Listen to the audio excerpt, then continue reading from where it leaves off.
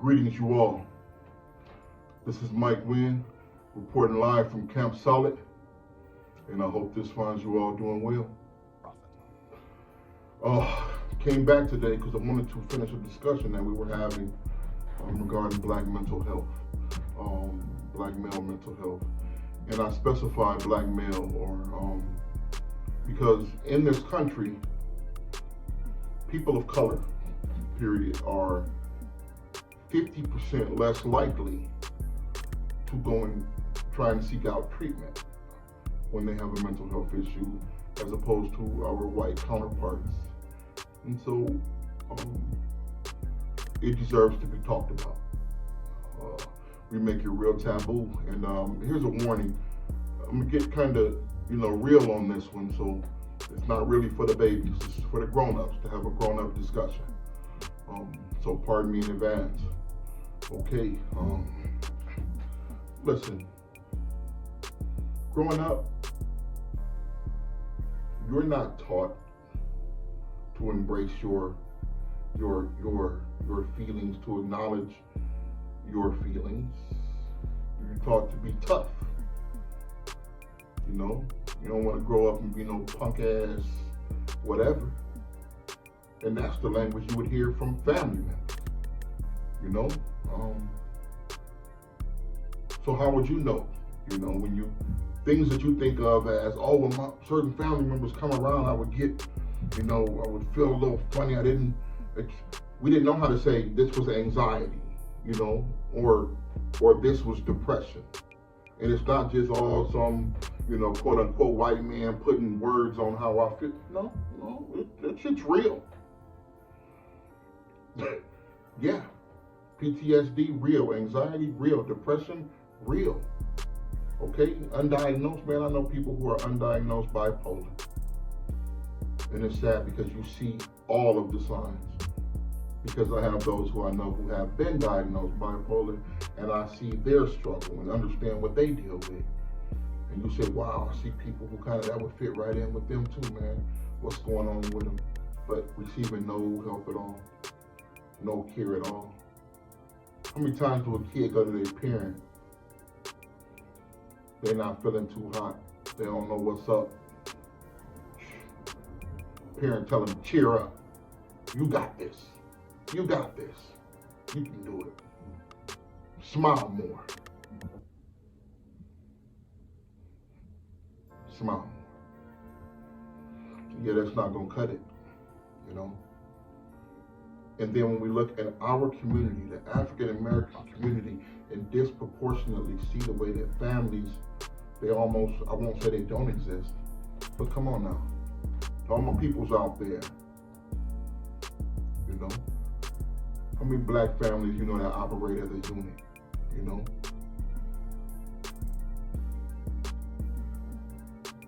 Not enough. Things happened, and we got to where we are now. Part of it is mental health. Part of it is, culture and society. But still, what can we do about it? What experiences have you had on the mental health tip? Have you ever dealt with depression? Do you call it depression?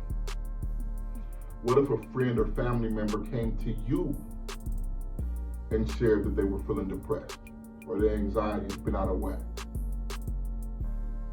What would you do? Would you give them advice? Would you be a smart ass and crack jokes about it? Or would you try and help? A lot of people say they would try and help. Oh man, I would help, this and that. But people tease people, man. Okay?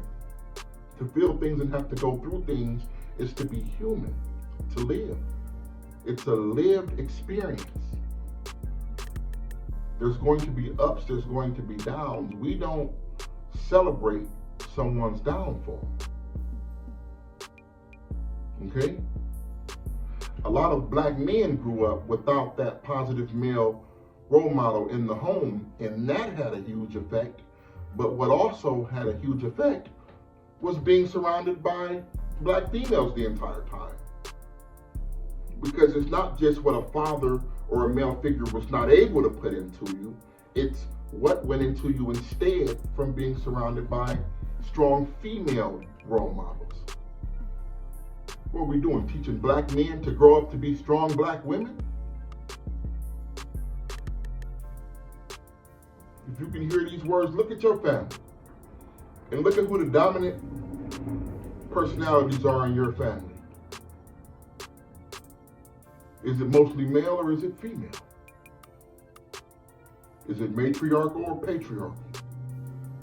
In all we hear words like the patriarchy, and patriarchy means the lineage dates back to the father, a man, whereas the matriarchy, mother, like mama and papa, matriarchy, mama, patriarchy, papa.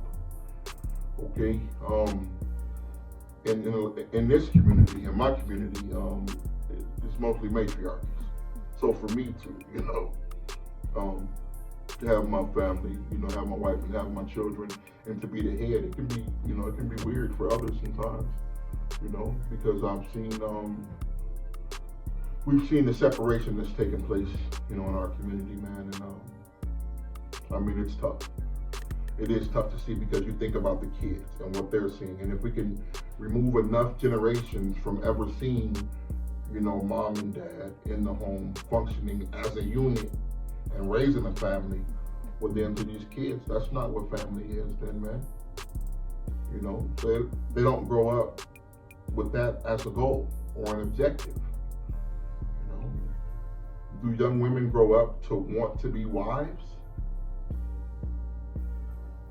Do young men grow up to want to be husbands? How many times has a woman said to you, well, a real man would do this? Well, a real man wouldn't do that. With all due respect, man. Who are you to tell a man what a real man would do? I'll wait for it. Just like a man telling a woman what a real woman would do. You ain't no real woman, or if you was a real woman, you know how weak you sound, man? But we have issues, we have trauma, we have post-traumatic stresses. And remember, man, trauma, I haven't been through trauma. Trauma isn't necessarily the situation you go through. It's the emotional response that you have to the situation that you go through. Okay? We've developed all kinds of tendencies. Oh man, when I was little, this one thing happened, and bam, and ever since then, I've just been this way. That's a trauma, man.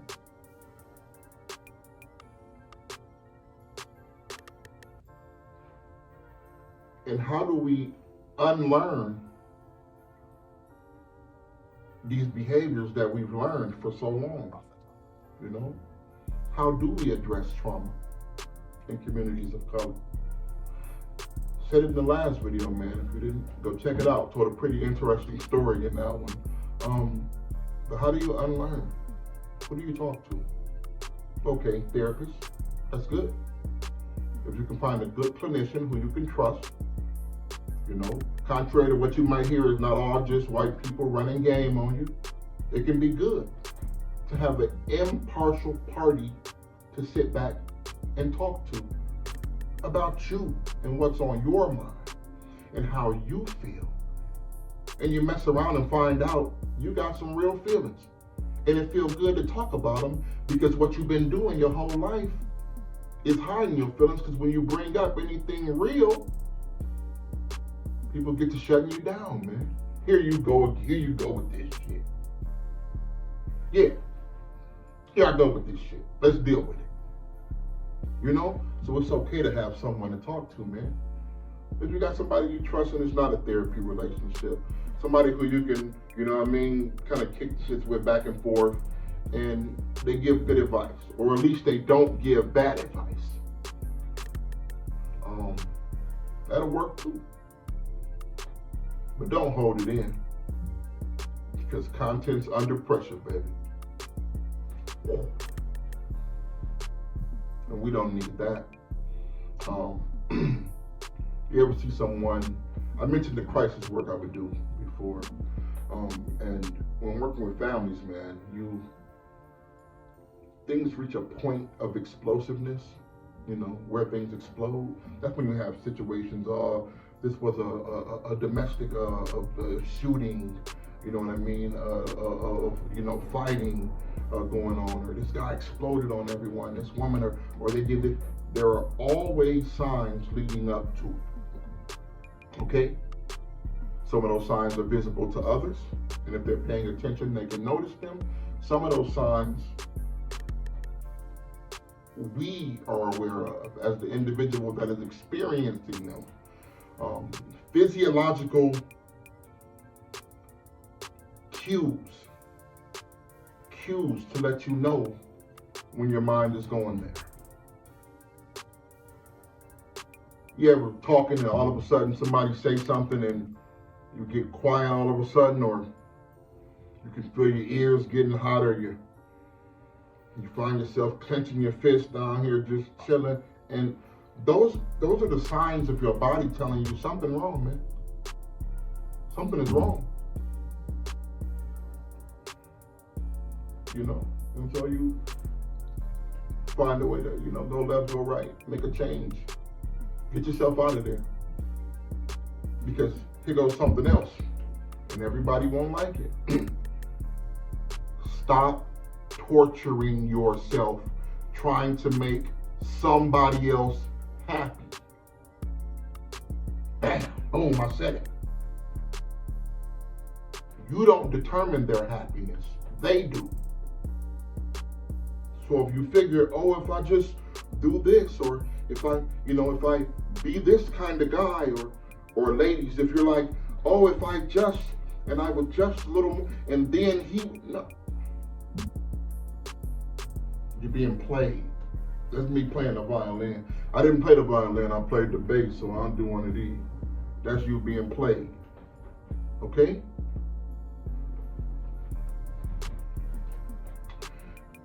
Your job is to try and get you right. Get you the help that you need. The same way if you were on a journey of, let's say, weight loss, okay? You can hurry up, take a bunch of something to try and lose a bunch of weight quickly, and I get it, kind of cheat the process. You gain that weight back, and then some. Or you can dedicate, make lifestyle changes, incorporate your cardio, your weight, whatever it is, and you can see it come down over time. It happens over time. See, pardon my language, shit don't get right overnight. If we did, shit don't get right overnight. That's not the way it was built to be. Things take time. Just like it takes time to get yourself into a situation, it takes time to work yourself back out of said situation. And sadly, in my community, by the time a lot of our young men work themselves out of a situation, they're dead, or they're locked up, or they have some things on their record now that will follow them for the rest of their lives. You see, and by the time these young ladies look up, they 2 babies in. He's nowhere to be found. But she didn't have anyone in her ear to tell her, just because they cute, just because they super thugging it, it doesn't make them a father.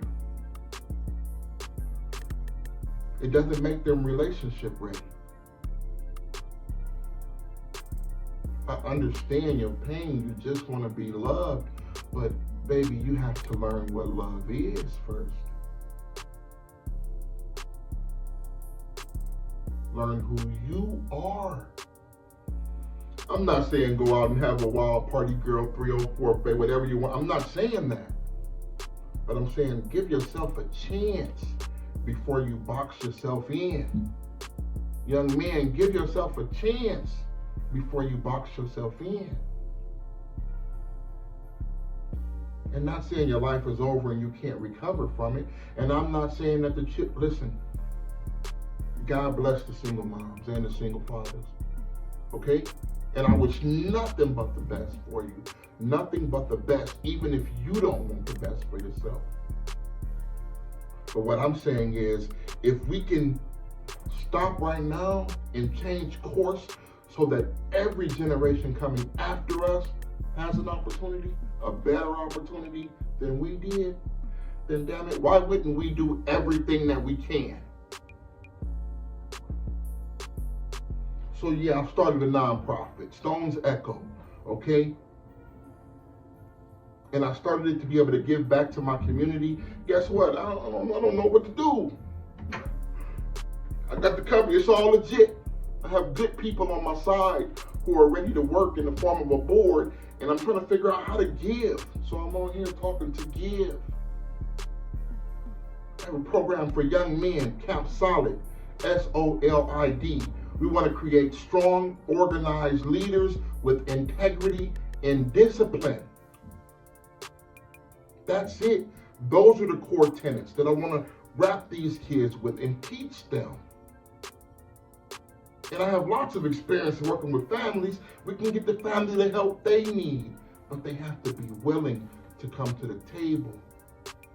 And mental health issues can no longer be taboo.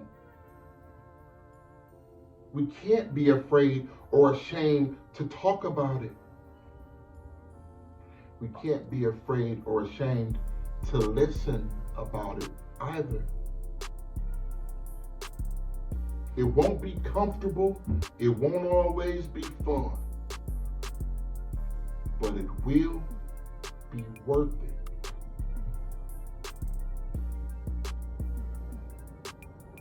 I might have to do a part 3 to the trip. Okay.